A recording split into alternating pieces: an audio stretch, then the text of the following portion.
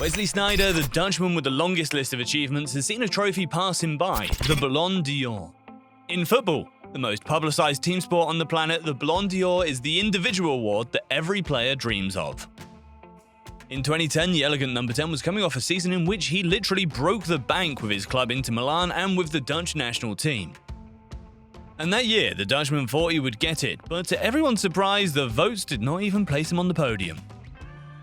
He saw Messi win his second Ballon d'Or, while his Barca partners Iniesta and Xavi, who had just won the World Cup with Spain, finished in second and third place. But what happens for the prestigious trophy to escape the playmaker's grasp? A look back at Sneijder's year in 2010 and the controversial story of a Ballon d'Or that was promised to him. Subscribe to Megafoot, the best of football in video. Wesley Sneijder's career is not synonymous with regularity, but his 2009 to 2010 year will be remembered as his best and most flamboyant. Indeed, when talent is innate, as it is with Wesley, all it takes is a good alignment of the planets to reverse almost everything in its path. In the summer of 2009, after 2 inepid years with Real Madrid, Sneijder reluctantly joined Inter Milan. The presence of Jose Mourinho at the helm of the Lombardy club is no stranger to his signature. After arriving at the club in 2008, the Special One built a team of talented players with a number of world-class references in each position. Sneijder is the missing pawn in the chessboard, the playmaker who can turn a good team into a steamroller. Although his stats in the league are not extraordinary, with 4 goals and 4 assists, they are in fact not at all representative of the hold the little creator has on the team's collective performance. He is a great player with a lot of class and a lot of skill, and he is as involved as ever with Mourinho's system. In the team block set up by the Lisbon-based coach, Sneijder defends high up the pitch and moves the ball forward quickly whenever the ball is recovered. It is a principle of play that corresponds perfectly to the Dutchman's style. He's able to use the full extent of his talent. It's simple, his spectacular passing and his unique vista works wonders. In Italy, the season ended happily as he won the Calcio and the Italian Cup. But it was the Champions League that Sneijder caught the eye. Throughout the tournament, he's been a welcome addition to the attacking trio of Milito, Eto'o and Pandev. Even better, he took responsibility when his team needed it most. He's also a key figure in the team's success in the second leg of the quarterfinals when the 1.7-meter tall youngster scored the only goal of the game in a perilous trip to Moscow. Or the mythical doubleheader against Barca, where he was irresistible in the first leg and almost single-handedly stuffed out Messi's team by equalising and then setting up Milito for the 3-1 goal. Against Bayern Munich in the final, in a tough match in which he spent most of his time defending, Sneijder did well to set up Milito in the half-hour mark. Like a detonator, what followed was more unbridled with the final result that we know. The result was a historic hat-trick, the first in Italy, which will remain forever in the annals.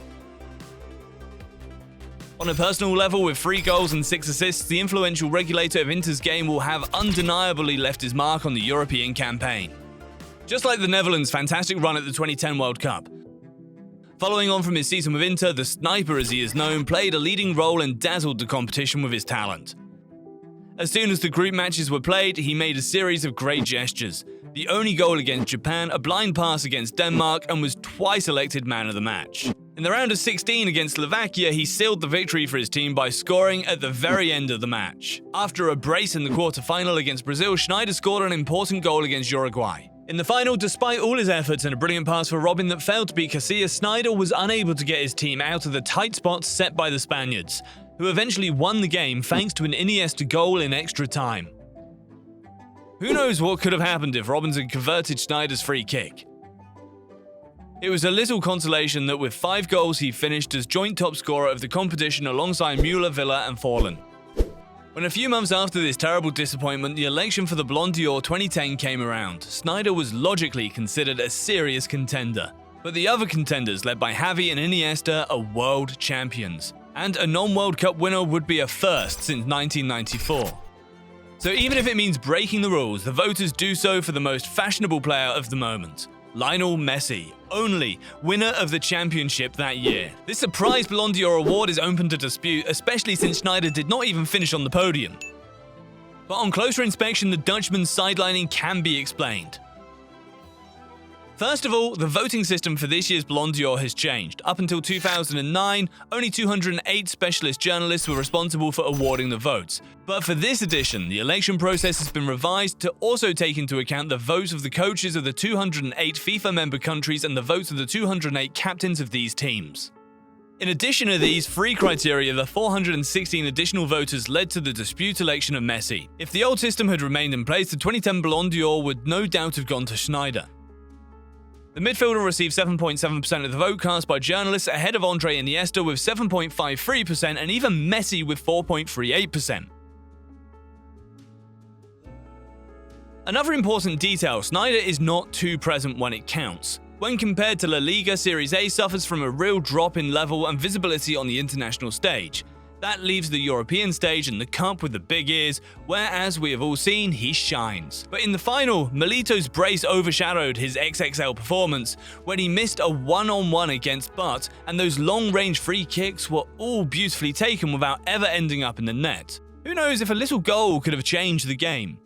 Finally, in the 2010 World Cup, he did not arrive at the right moment to be that famous game changer that could have changed his fate.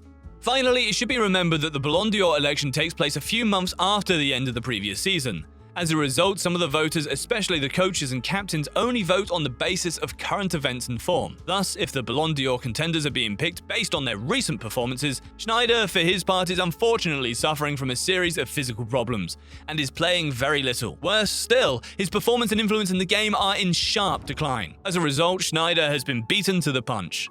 With hindsight, and to console the unfortunate Sneijder, there is no doubt that this Ballon d'Or 2010 was played on tiny details. And let's not forget that in the tumultuous history of the honorary title that is the Ballon d'Or, many other players feel that they have been wronged.